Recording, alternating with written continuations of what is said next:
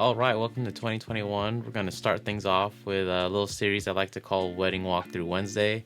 Again, this is just everything I do from like beginning of a wedding film, like the next day edit, to the like creating the edit itself, sound design, color, and eventually like exporting and archiving your overall library. Like all these tips I'm going to give you, they are towards Final Cut Pro because that is what I use. So if you don't use Final Cut Pro, but you still want to watch, like I appreciate you for just staying tuned. Again, all these tips aren't just for wedding filmmakers or wedding editors. Some of these tips you could very much take in with you if you are say a documentary filmmaker or just like a YouTube filmer or YouTube video creator, content creator, whatever you are. Hopefully like anything I say helps you learn and would help you in the future, but let's hop into it. So our first episode today is actually going to be around like the whole foundation of your libraries and your projects. So the first 3 or 4 episodes are going to be about like your template file, your template library. That way it's easy to just copy and paste everything or duplicate that file forever whenever you want to create another wedding film for another couple. The reason I do this is just so it helps streamline everything, and it just helps with, again, just working faster and more efficient. So today we're actually going to be talking about preferences in your Final Cut Pro editing software. So whenever you do open up your very first library, or when you are creating your template library, I always open up my preferences, and you only have to do this once. And on most of these settings I don't really mess around with too much.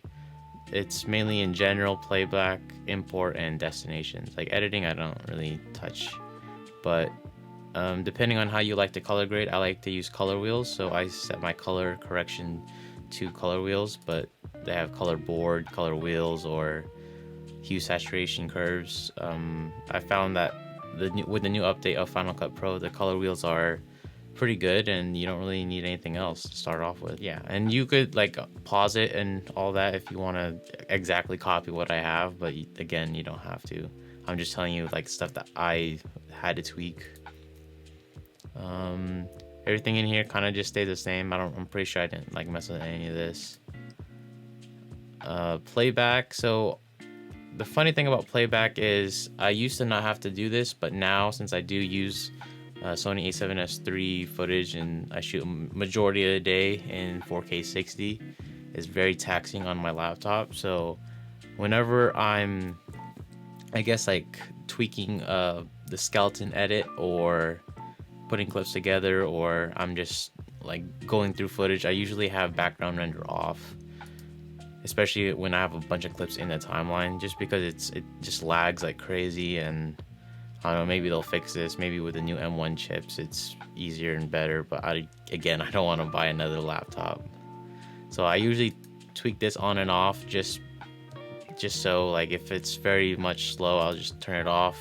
And then the only time I really want to turn it on is when I want to look at the final product, or if I just got done putting a rough cut together / my skeleton edit. That's when I put the background render off or on and then let it play through. So there is a part in my workflow that involves like reframing everything, just because like sometimes I want to center the couple or put them to the left or right.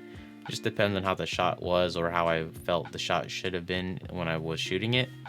And I use a checkerboard background just so I make sure everything's in frame, because sometimes I have exported out of film and it had like, I think, I don't know, just a little bit of sliver of like it off frame, and it looked very weird. So that's why I do have it on checkerboard for that phase. But other than that, I always have it on black background.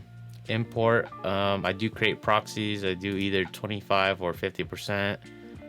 I mean 50% usually, because when I do work with proxies, it's not like I'm looking at the quality. I'm just trying to get the overall vibe of the film, like a very rough cut.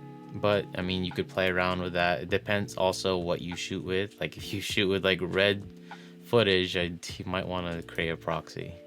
Unless you just have a beast of a computer, you have that cheese grater, then I'm jealous. But I do have create proxy media, ProRes proxy, And then for files, I have it checked or marked for copy to library storage location. Assign roles, so I just had that on automatic. All that. Now destination. So this is a pretty cool part, and I don't know if many people take advantage of this. Is you could set like different presets already for exporting. And again, like I only do this just so it's easier, and I like to label everything. If you don't notice, with all my gear, it's all labeled. So for like my films, horizontal, I'll have it set to master, master film, H.264, and just stuff like that. But to create one, you will go to add destination. It's under bundle, and you could like have different things too. So you want to export a file at different, like, I guess, resolutions or like different codecs. But I mean, I really don't really use that option. I haven't really found any need for it. But I mean, again, that's what my bundles are like, and you just rename it and all that. Bundle 1.